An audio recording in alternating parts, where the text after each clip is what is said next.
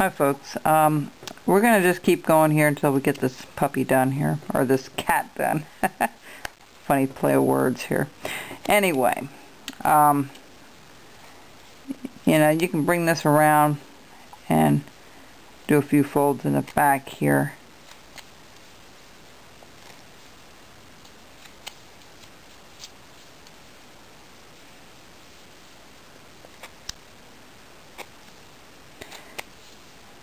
And before you're done with this, folks, you really just want to go back over it, really clean up your carving before you paint it. Okay, I'm going to go back here and I'm going to make this ball just a tad smaller. It doesn't look right to me. So.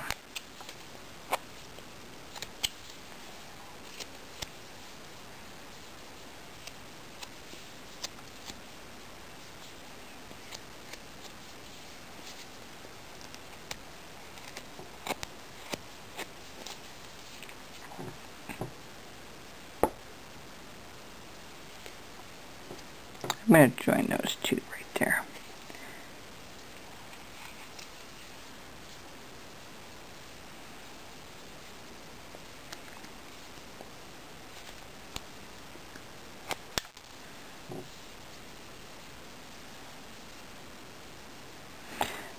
You know, and if you're wondering how to do these folds, sometimes just take a hat and put it somewhere and see how it lays. You know, use something real to get some ideas of how to hang on to it, or how, you know, how it should lay and all that.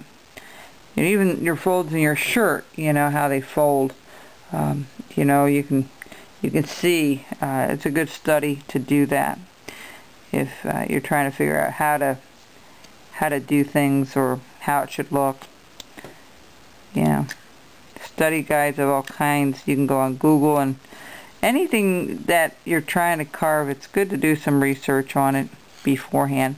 Granted, I don't do a lot of it, but like the pilgrim I did when I did it, you know, a lot of my projects, the black lab puppy was off of pictures that I found, a combination of pictures I found on Google. The project with the tulip was that way. That was off some of our projects, you know, off of YouTube, and getting photographs to really see, you know, what things look like and how things should be proportioned. It's a great way, and you have such an advantage today because you don't have to go to a library, or you don't have to go anywhere to do the research. You can do it right there at home on the computer. If you're watching this, then you know how to do some searches already on the net. So use that to your advantage. As a beginner, you know, if you want to do, say, you want to do an Amish carving, or you know, or leprechauns, whatever, you know, study them,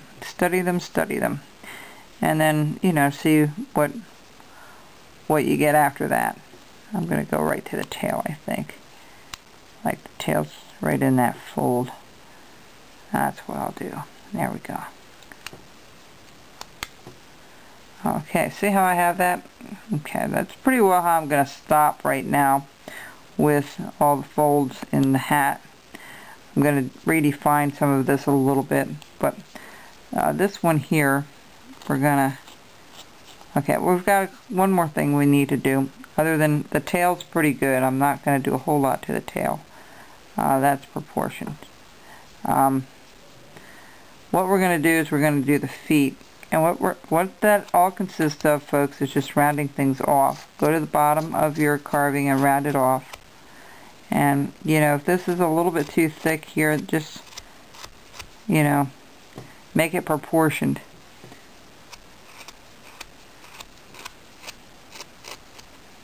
And do the bottom again, like so. And then right here is where it's important. You want to try to distinguish which is the back foot, which is the front foot. So we're just going to start trimming off, rounding off the the foot itself. There's a middle right there that we're going to right to that middle on both sides. Right. And this foot seems a little bit bigger, so we'll turn this down just a tad.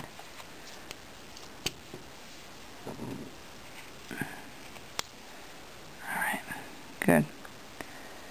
Alright, now let me take a look at this here.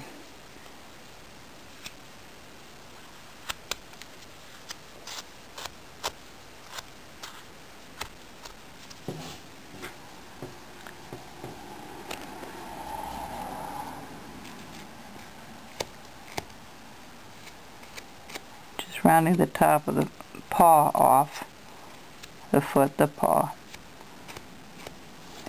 the feet, whatever you want to call them. Go round the legs off a little bit more. Okay, where these corners are is where you need to put the depth in, okay?